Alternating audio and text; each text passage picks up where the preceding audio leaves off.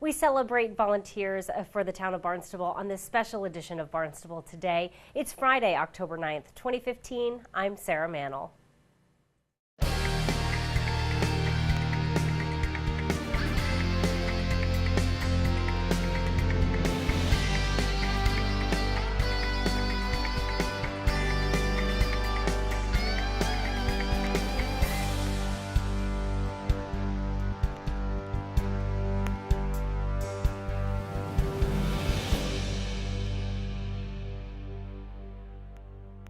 A little bit earlier, you had a great ceremony here earlier this week, celebrating all of the volunteers and really thanking them, because you have a huge number of volunteers that come every year and sell beach parking permits here at the HYCC. So you had a breakfast this week just to thank them for their service. Yeah, it's a nice gesture that we do, but honestly, they're real ambassadors for the town of Barnstable in that many of our residents out there, they may be the only people you actually interact with in the town, because more people buy beach stickers than I think actually come in and pay their taxes. So even though you're all paying your taxes, at least you're coming in. I mean, we just saw there's 21,000 beach stickers, parking passes being sold here. And I would say only 5,000 of them are done through email and mail. So the majority of people are coming through those doors, and these are the people that are coming in and giving of their time with a smile. And they really, if you're out there and you have nothing and you want to really get to meet the community, you come on down and volunteer for us. We'll start taking applications in April, and most of our people have been back year after year. And since we started doing this as on a volunteer basis. But they're special people, but they also really get something out of the community. Wonderful. And I should say we took a little bit of video, captured a little bit of that breakfast this week, so we're going to go ahead and share that with you. I just want to thank you all for coming to our annual volunteer breakfast, and most importantly, to thank you all for your help this past summer, issuing the beach stickers and being so courteous to all of our citizens, residents, non-residents. I think we had a very successful year. Very few complaints came to the back, and those that did come, we were able to handle satisfactorily. People left usually very happy.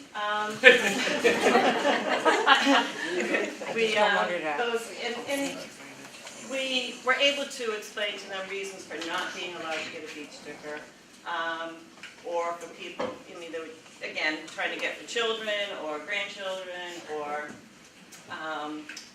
people that were renting the house that weren't there. So everybody was very pleased. You guys did a great job. Customer service, like I said, was A1. We couldn't have done it without you, as we say every year, and we appreciate all your efforts. I can't thank any of you enough. You saved the town a lot of money, but you really are ambassadors for the town of Barnstable in how you handle yourselves. You make a real difference in how people reflect on the town.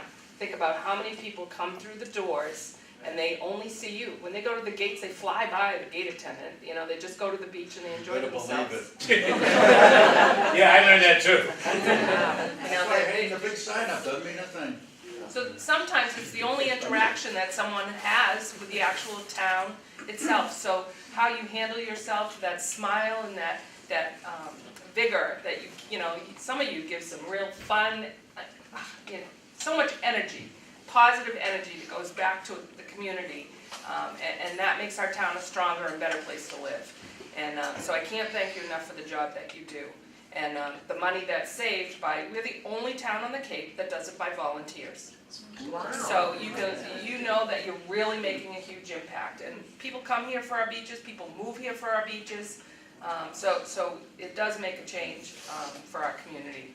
And the fact that people out there realize that you're volunteering. I mean, I go down there all the time when I hear somebody snippy and just say, guys, they're all volunteers. They walk out the door, no one's going to get a beach sticker, and the line's going to get a lot longer. So your impact is huge. And I can't express enough how much I appreciate the job that you do. Our town, our staff, I mean, we'd be running all over the place if it weren't for you and the job that you do out here.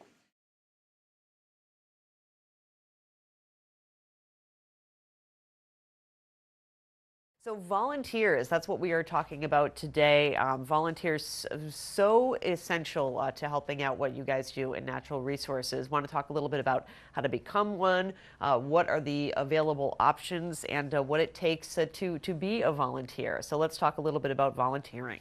So the beauty of volunteering is that all you need is a little bit of desire to help out with some area that you're interested in. Luckily, the Department of Natural Resources extends to quite a few activities and programs, and so we have basically something for everybody.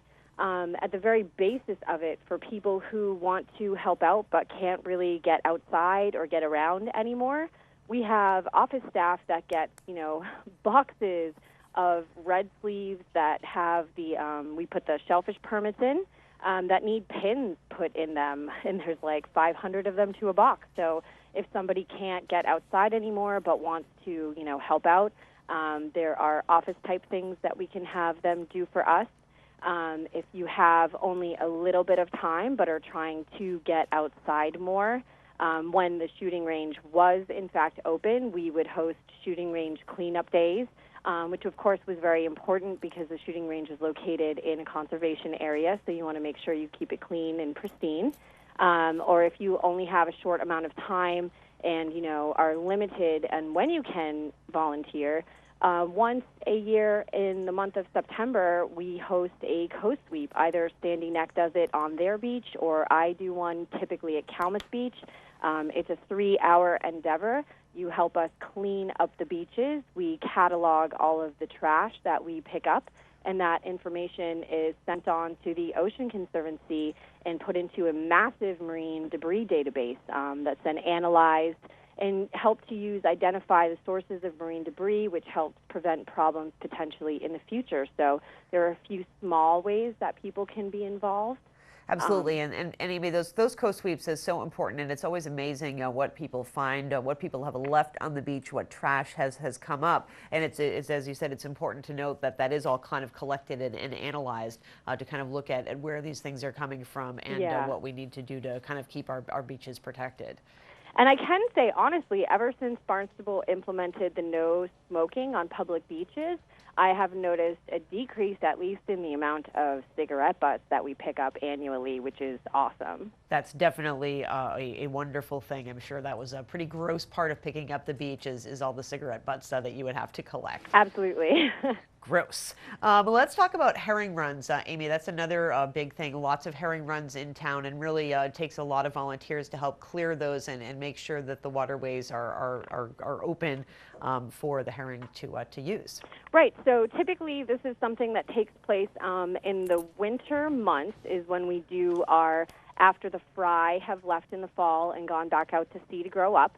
We typically walk all of our about 7 miles of herring run that we have in town, toting chainsaws, hedge trimmers, pitchforks, and clearing any of the overgrowth that is left over from summer and removing any obstructions in the form of trees or large clumps of debris or sometimes even trash that become obstructions for the future upcoming spring run of the adults.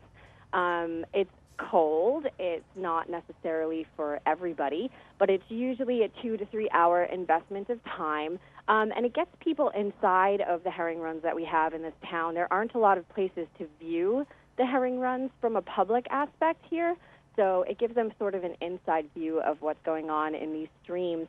And it's extremely important because these river herring are a population that are in decline. They are excellent indicators of the health of your streams and your ponds. And so making sure that we maintain these rivers and streams for them so that they can have a chance to spawn and hopefully get their populations back up is very important. If anybody were interested in doing herring run maintenance, it typically takes place anywhere between the months of December and March. And then once the herring show up, of course, we have a herring count program that's established for the Centerville River. So if somebody didn't really want to do the labor-intensive work, they could do 10-minute counts that are then, submitted to the state to tell us how many fish are going in and out of that run annually.